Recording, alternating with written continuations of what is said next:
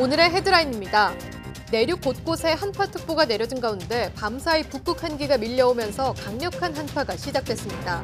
밤부터는 서해안에 폭설이 쏟아지고 내일은 오늘보다 더 추워질 전망입니다. 화력발전소에 이어 원자력발전소에서도 정비 업무의 외주화로 안전에 구멍이 생겼습니다. 경쟁 입찰 때마다 민간업체 간의 인력 빼가기 경쟁이 벌어지면서 정비 공백 우려가 커지고 있습니다. 우리나라 국민 3명 중 2명은 장기를 기증할 의사가 있는 것으로 나타났습니다. 그러나 장기 기증을 하겠다고 서명한 경우는 채 3%도 되지 않아 실제 기증으로 잘 이어지지 않았습니다.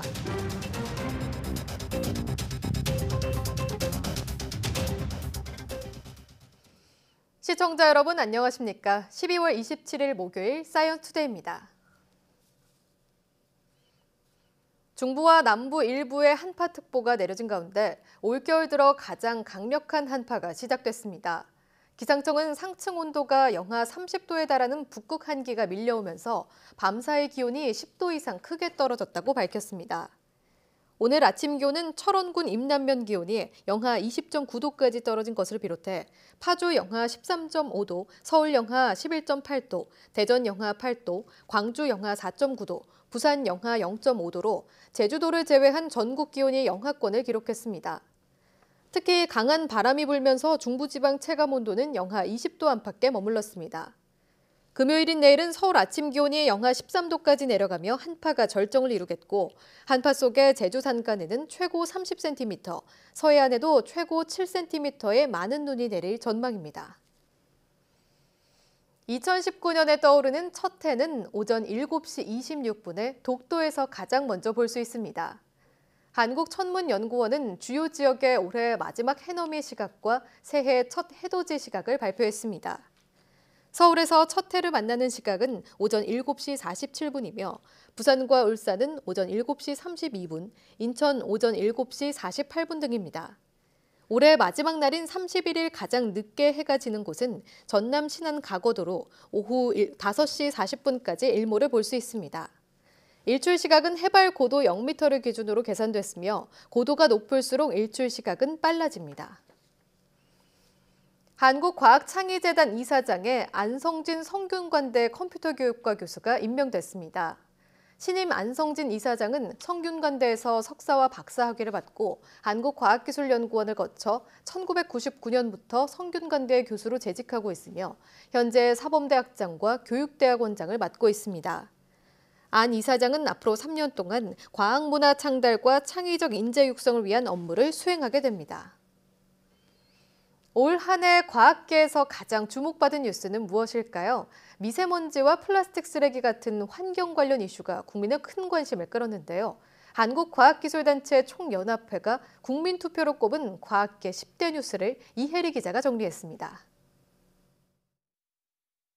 올해 사회 이슈 부문에서 1위를 차지한 뉴스는 미세먼지와의 전쟁에 과학계가 나서고 있다는 겁니다.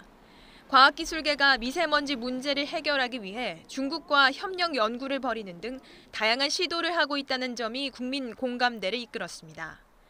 2위는 플라스틱의 역습입니다. 지난 4월 재활용 쓰레기 대란으로 불거진 플라스틱 처리 문제가 플라스틱 사용에 대한 사회적인 경각심을 일깨운 한 해였습니다. 1위와 2위 모두 환경 관련 이슈가 꼽히면서 올해 과학기술계 키워드가 우리 생활과 밀접한 환경 문제임을 확인할 수 있습니다. 환경 에너지 관련 뉴스가 돋보이는데요.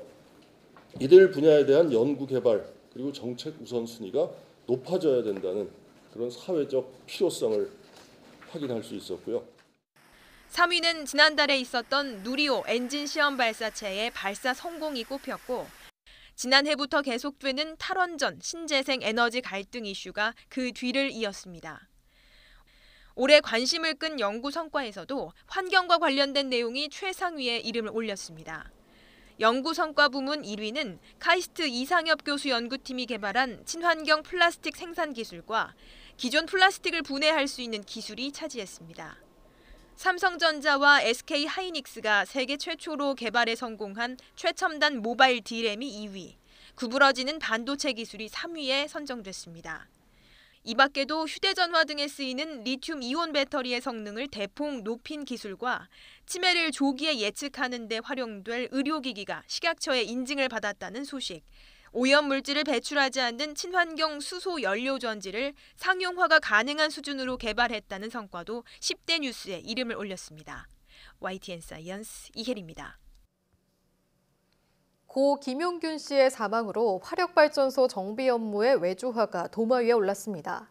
그런데 이런 외주화는 화력발전소만의 문제가 아닙니다. 원자력발전소도 정비 업무를 민간업체에 맡기면서 경쟁 입찰을 벌일 때마다 어처구니 없는 인력 빼가기 경쟁이 벌어지고 안전은 뒷전으로 밀리고 있습니다. 이정미 기자가 실태를 단독 보도합니다.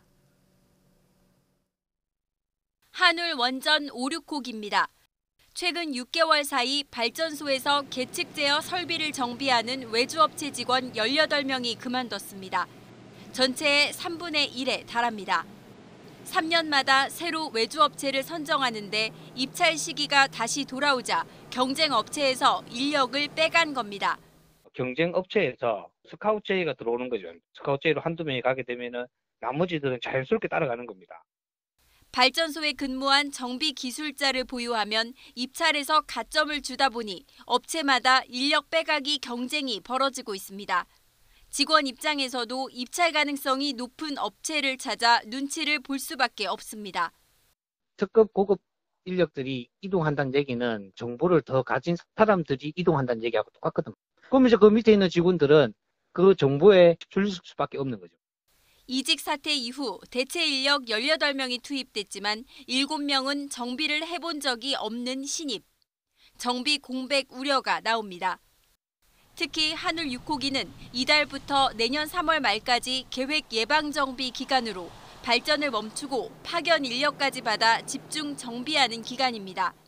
중요 설비는 한수원이 직접 정비를 수행하고 외주업체에서 수행한 설비는 한수원 감독이 정비 결과를 확인하며 안전에 최선을 다할 것입니다. 인력 빼가기로 벌어지는 업무 공백 사태는 한울 원전만의 문제는 아닙니다. 지난해 한빛 1호기 집중 정비 때도 직원 20여 명이 대거 이직했습니다. 정부가 민간 정비업체를 양성하겠다며 도입한 경쟁체제.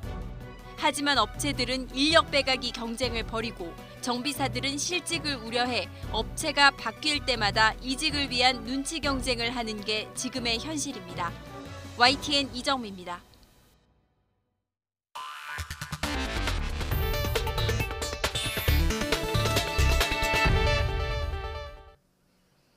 국민 3명 중 2명꼴로 장기를 기증할 의사가 있는 것으로 조사됐습니다. 그러나 장기 기증을 하겠다고 서명한 경우는 2.6%에 불과해 실제 기증까지는 잘 이어지지 않는 것으로 나타났습니다. 한영규 기자가 보도합니다.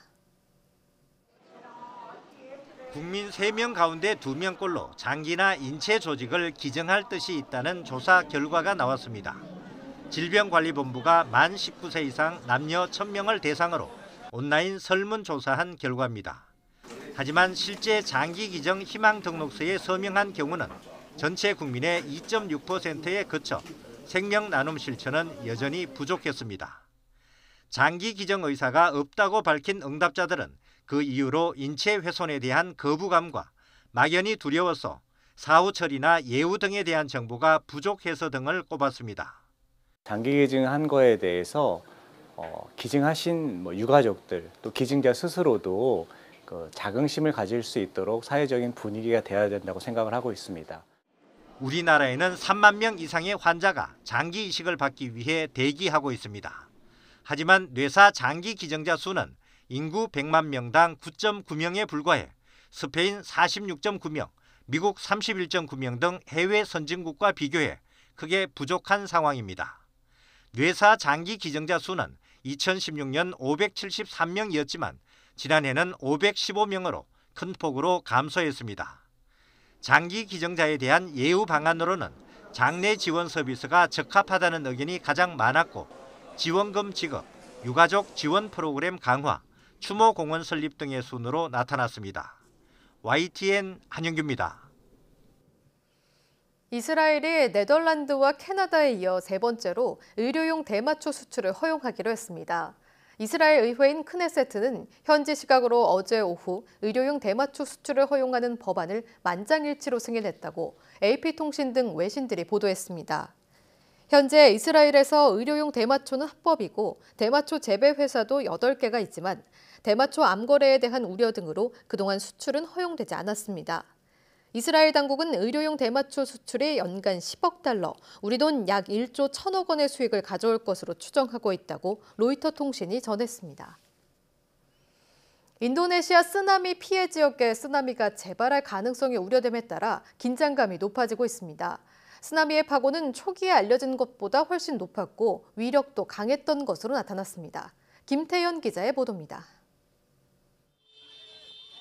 며칠 전 쓰나미가 덮쳤던 반텐주의 수무르 마을. 쓰나미가 또 몰려온다는 소식을 들은 주민들이 깜짝 놀라 황급히 뛰어갑니다. 일부는 높은 곳을 찾아 이슬람 사원으로 대피합니다. 잠시 뒤 허위 경보로 밝혀져 주민들은 안도했지만 쓰나미의 추가 발생 우려는 여전합니다. 카르나와티 기상기후지질청장은 화산의 분화가 계속되면서 수백 차례 충격이 누적됨에 따라 화산 경사면이 다시 붕괴해 쓰나미가 재발할 우려가 있다면서 해안에서 500m에서 1km 이상 떨어지거나 주변보다 10m 이상 높은 고지대에 머물 것을 당부했습니다. 인도네시아 당국은 아낙 크라카타우 화산 주변에 조수 관측기를 설치해 만약의 상황에 대비하고 있습니다. 지난 22일 밤 발생한 쓰나미는 처음 알려졌던 것보다 파고가 높고 위력적이었다는 분석이 나오고 있습니다. 인도네시아 당국자와 전문가들은 쓰나미의 높이를 2m에서 5m로 분석했습니다. 누그로오 국가재난방지청 대변인은 피해 지역 해안의 호텔과 건물 대부분이 무너졌는데 처음 알려졌던 것처럼 파고가 낮았다면 피해가 이렇게 크지는 않았을 것이라고 말했습니다.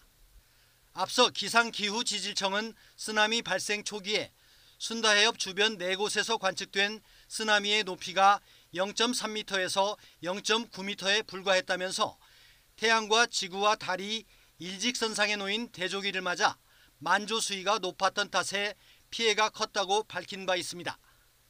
재난당국과 기상당국의 엇갈린 목소리는 책임 소재와 맞물리며 논란을 예고하고 있습니다. YTN 김태현입니다. 이탈리아 시칠리아 섬의 에트나 화산 인근에서 계속된 지진으로 10여 명이 다쳤습니다. 인구 30만 명이 사는 시칠리아 동부 카타니아에서 현지 시각 26일 오전 3시 19분쯤 규모 4.8의 지진이 발생했습니다. 지진으로 건물이 일부 파손되고 교외에 있는 조각상들이 쓰러졌고 80살의 노인이 무너진 가옥의 잔해 아래에서 구조되기도 했습니다. 시칠리아 당국은 다친 주민 10여 명의 부상 정도는 가벼운 상태라고 밝혔습니다. 유럽 최대 활화산인 에트나 화산은 지난 24일부터 강한 지진을 동반하면서 활동을 재개했습니다. 미국과 러시아 간의 중거리 핵 전력 조약 INF가 미국의 탈퇴 선언으로 중단 위기에 빠진 가운데 러시아가 신형 극초음속 순항 미사일 시험 발사에 성공했다고 밝혔습니다. 핵탄두 탑재가 가능한 미사일로 현존하는 모든 미사일 방어망을 뚫을 수 있어서 미국 등 군사 강국들을 긴장시키고 있습니다. 황보선 유럽 특파원이 보도합니다. 블라디미르 푸틴 러시아 대통령이 러시아군 총참모부 산하 국방통제센터에 왔습니다. 신형 극초음속 순항미사일 아방가르드 시험 발사를 직접 지켜보기 위해서입니다. 원격 카메라를 통해서 미사일이 성공적으로 궤도에 오르는 장면이 보입니다. 미사일 탄두는 마하 20 극초음속으로 날아가 6,000km 떨어진 극동 캄차카주의 쿠라 훈련장에 있는 가상 목표물을 정확히 타격했습니다. 시험 발사 성공 직후 푸틴 대통령은 이 미사일이 적군에 현존하는 혹은 미래의 미사일 방어 시스템을 뚫어낼 것이라며 조국의 멋진 새해 선물이라고 평가했습니다. Поздравляю вас с большим событием в жизни вооруженных сил и в деле обеспечения безопасности российского государства. 이 극초음속 미사일은 내년에 카자흐스탄 접경 돈바롭스키 지역에 있는 전략 미사일군에 배치될 예정입니다. Система «Авангард» будет поступать на вооружение. Будет сформирован полк, который приступит к боевому дежурству.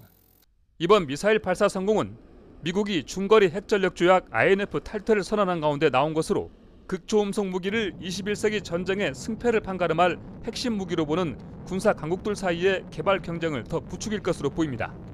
YTN 황보선입니다.